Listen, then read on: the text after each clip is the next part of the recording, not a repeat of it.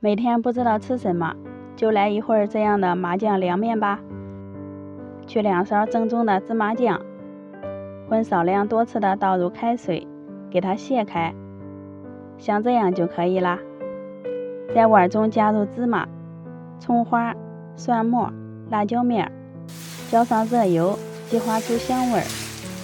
搅匀之后来调味，加入盐、鸡精、白糖、生抽多一点，香醋，少加一点蚝油。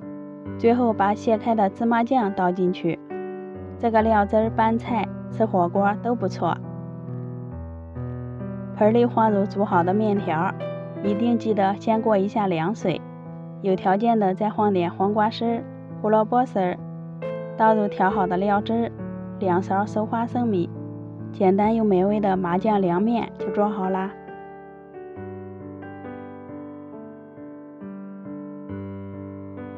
最后来一点香菜点缀，香辣劲道，味道真是太棒了。